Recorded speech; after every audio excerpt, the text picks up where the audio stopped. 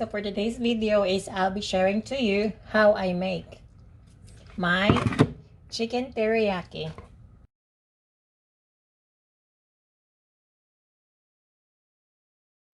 So first is let's cut our chicken in your desired size. It's better you're going to use chicken breast kasi mas juicy siya.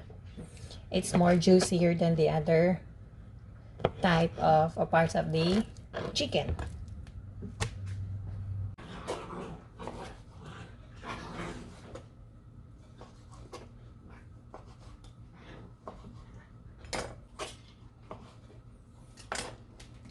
Okay. Ito. Let's preheat our pan in medium-high.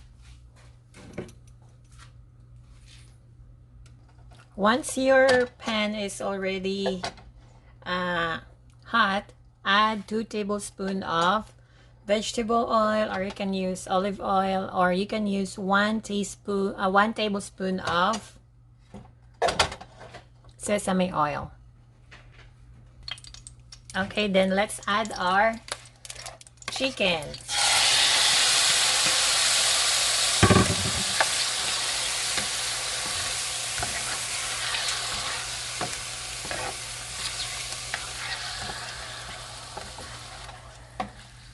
Let's cook our chicken for 5 minutes.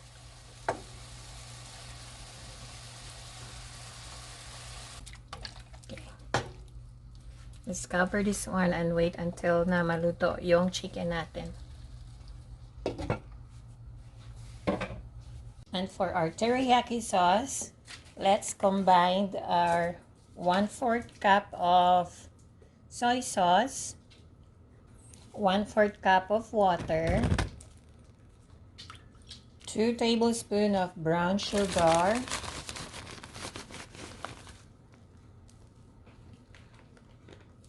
3 tablespoons of honey,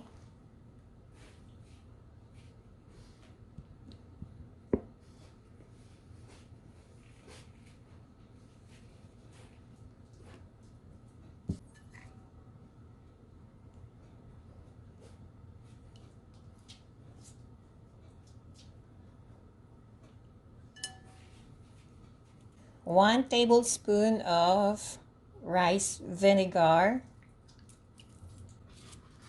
1/4 teaspoon of sesame oil, 3 teaspoons of minced garlic,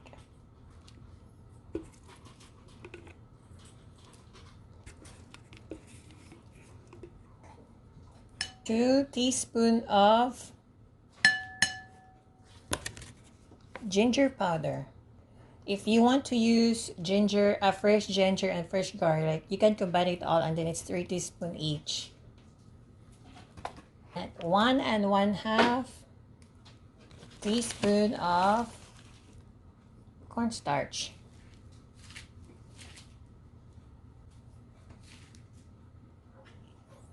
And then whisk it all.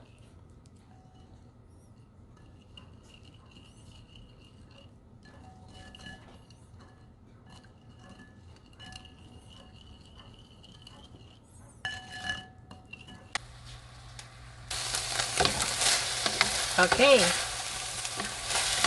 now let's add our teriyaki sauce.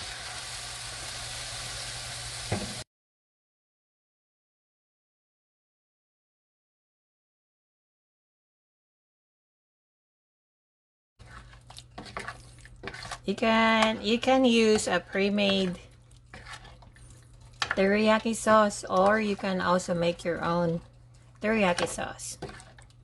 And you can buy the pre-made teriyaki sauce in Walmart and some groceries that's available in your city or town.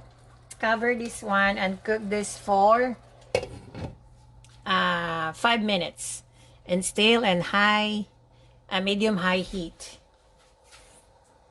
Okay, so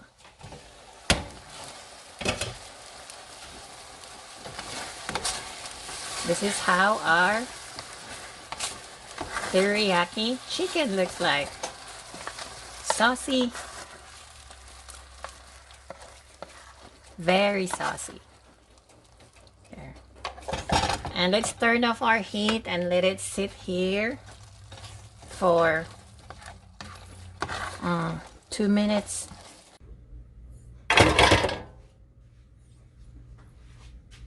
And chicken teriyaki is best with white rice.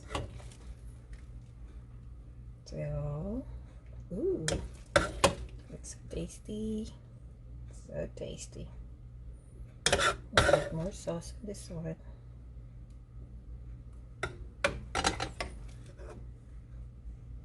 There we go. Ooh, hot.